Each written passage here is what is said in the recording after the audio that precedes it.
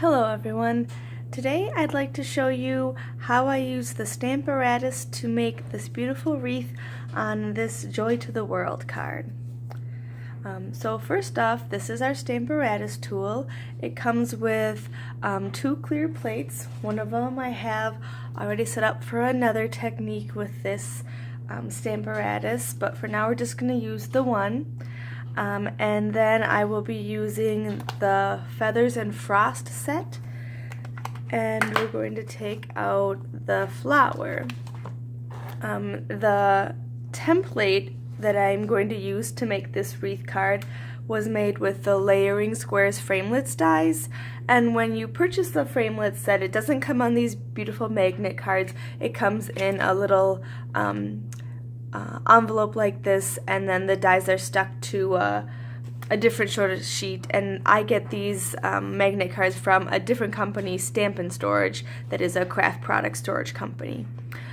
So then you take your largest straight edge square and you just run it through your Big Shot in the middle of your paper, and then when you run it through the second time you just do like a half turn sort of thing, of 45 maybe degrees that is, and you die cut it so that you create a intersection in your four sides. So that's how we make our template.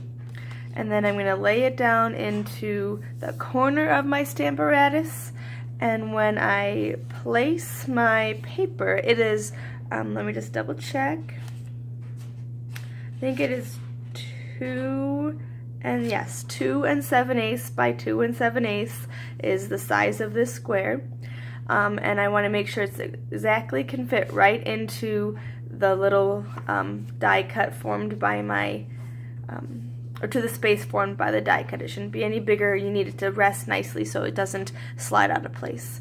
And then I want to start with my square horizontal and not in the tilted position. I want it to be flat across the top to start. And then when I lay down my flower, I'm going to first put it right on the paper, and then you bring over the clear plate to pick that up.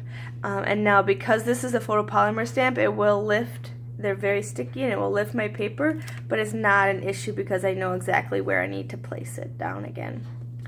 And then my card is colored with these beautiful Stampin' Blends markers. These ones are shaded spruce, and then the berries are the real red. So when you use the Stampin' Blend markers, you want to use Memento ink. That's the ink that works well with those.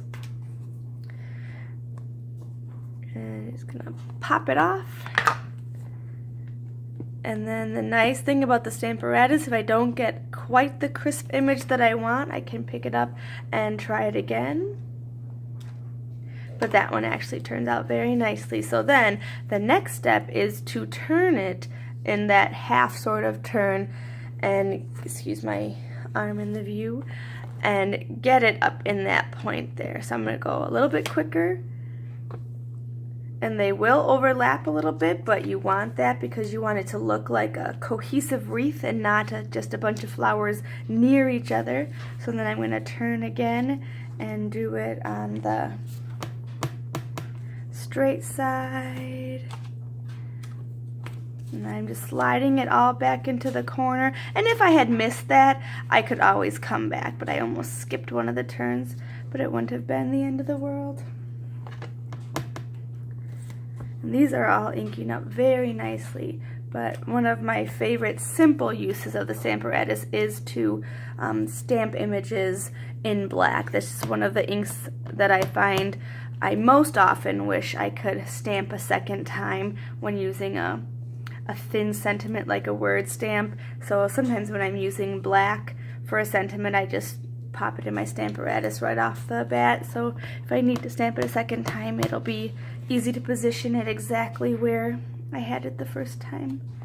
So just 2 more left, and then we've come to the final step.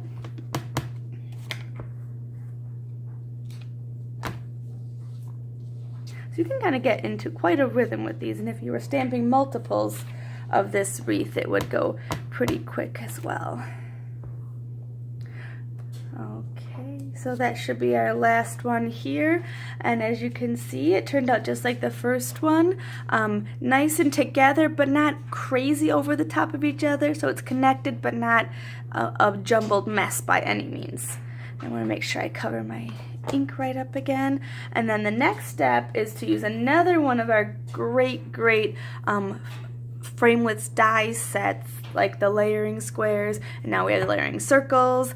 They have the big set of the straight edge or non-ruffled, and then the scalloped ones down here. So we're going to take, I think it's the biggest one of the, or I should say second biggest, because they alternate. So this is the biggest one and this is the second biggest one, and you'll run it through the big shot and it will die cut just a nice snug circle right around the wreath and cut off the edges, and then you would be left with an uncolored circle here, and you just color it in and add it to our scalloped using this one down here, and do the embossing there, pop it up, pop this up, adhere it down, and add your bow, and then you've got this card. Alright, I hope you enjoyed this video and learning a little bit more about the Stamparatus. If you don't have this and you're wondering what else it's capable of, if you need to add this to your stampin' arsenal, let me know and I will definitely send some more videos or card ideas your way of ways to use the Stamparatus and how it would be great for your stamping. Thanks for watching. Bye.